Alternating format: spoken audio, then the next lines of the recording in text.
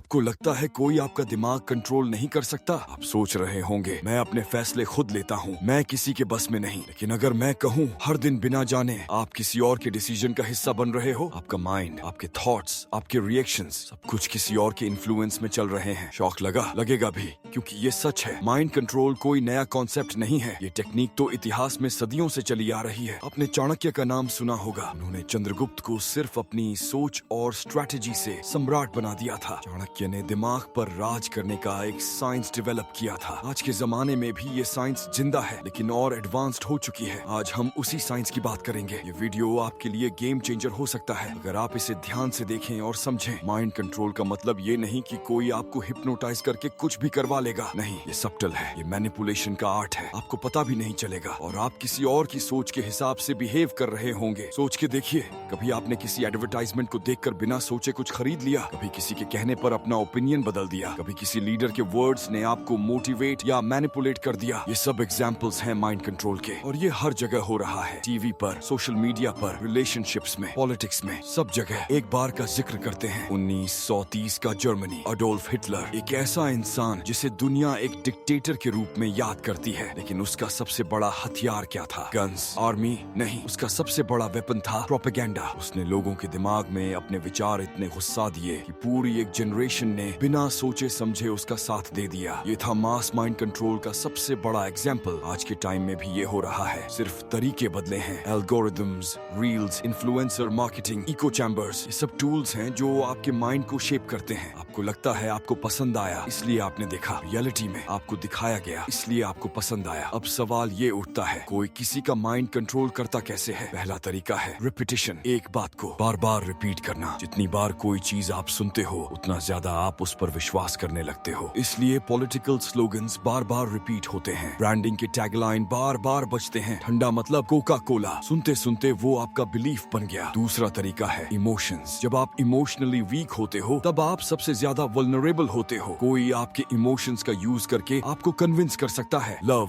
Fear, guilt, pride, ये सब emotions हैं जो यूज किए जाते हैं माइंड कंट्रोल के लिए। जब कोई आपसे कहे अगर तुम मुझसे प्यार करते हो तो ये करो, तो ये मैनिपुलेशन है। तीसरा तरीका है अथॉरिटी। लोग नेचुरली उनका कहना मानते हैं जिनके पास पावर होती है। यूनिफॉर्म पहना आदमी कुछ भी कहे हम मान लेते हैं। डॉक्टर हो या नेता, अगर उन्होंने कुछ बोला तो हम उसे सच मान लेते हैं। इस टेंडेंसी का फायदा उठाया जाता है। चौथा तरीका है स्कैरसिटी। जब किसी चीज को लिमिटेड दिखाया जाता है, लोग उसे ज्यादा वैल्यूएबल समझने लगते हैं। सिर्फ आज के लिए डिस्काउंट, पहले 100 लोगों को फ्री ट्रायल, सब टैक्टिक्स हैं जिससे आपका डिसीजन मैनिपुलेटेड होता है। पांचवा तरीका है सोशल प्रूफ। जब आप देखते हो सब लोग किसी चीज को फॉलो कर रहे हैं, तो आप भी उसमें शामिल हो जाते हो। और 1000 लोगों ने ज्वाइन किया है या ये वीडियो वायरल है, ऐसे सिग्नल्स आपको मेंटली पुश करते हैं। और सबसे खास बात ये है कि ये सब बिना आपको पता चले हो रहा होता तक हुए। आप समझते हो कि आप अपना डिसीजन ले रहे हो, लेकिन असल में आप गाइडेड हो रहे हो। एक और रियल वर्ल्ड एग्जाम्पल लेते हैं, कैम्ब्रिज एनालिटिका। आपने नाम सुना होगा। ये एक डेटा एनालिटिक्स कंपनी थी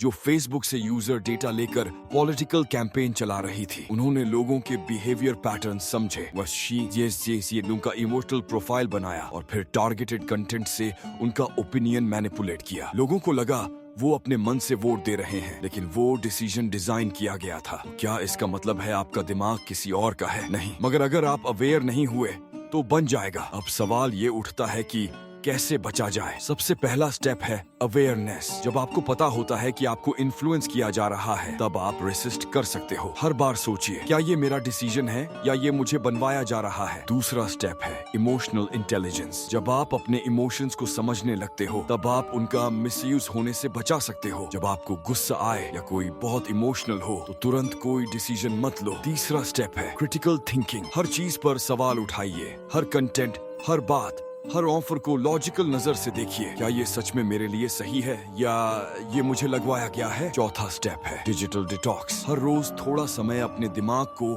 फ्री रखिए। सोशल मीडिया से दूर, रील्स से दूर, सिर्फ खुद के साथ, ताकि आप अपने असली थॉट्स को सुन पाएं। और एक और इम्पोर्टेंट बात, सेल्फ कॉन्फिडेंस। जब आप अपने डिसीजन में कॉन्फिडेंट होते हो, तब कोई आपको इजीली मैनिपुलेट नहीं कर सकता। जब आपको पता होता है कि आप क्या चाहते हैं, तब आप दूसरों के इन्फ्लुएंस में नहीं आते। तो दोस्तों, माइंड कंट्रोल कोई जादू नहीं है, ये एक साइंस है। और जैसे हर साइंस को समझकर यूज किया जा सकता है, वैसे ही इसे समझकर इसे फेल भी किया जा सकता है। आज का जमाना इंफॉर्मेशन का है, हर तरफ से डेटा आ रहा है, कंटेंट आ रहा है, लेकिन उस कंटेंट के पीछे जो एजेंडा छुपा होता है उसे समझना जरूरी है, वरना आप सिर्फ एक पपेट बन जाएंगे। आपको डिसाइड करना है, आप अपने माइंड के मास्टर बनना चाहते हो या किसी और के रिमोट कंट्रोल से चलना चाहते हो। सोचो, समझो, क्वेश्चन करो और सबसे जरूरी अपना दिमाग खुद चलाओ। अगर आपको ये वीडियो थॉट प्रोवोकिंग लगा तो लाइक जरूर करिए। ऐसे ही पावरफुल टॉपिक्स के लिए सब्सक्राइब करिए और कमेंट में बताइए, क्या आपने कभी फील किया है कि आपका माइंड किसी और के कंट्रोल में था? चलिए मिलते हैं नेक्स्ट वीडियो में एक और माइंड बेंडिंग कॉन्सेप्ट के साथ। तब तक अपना दिमाग अपने हाथ में रखो।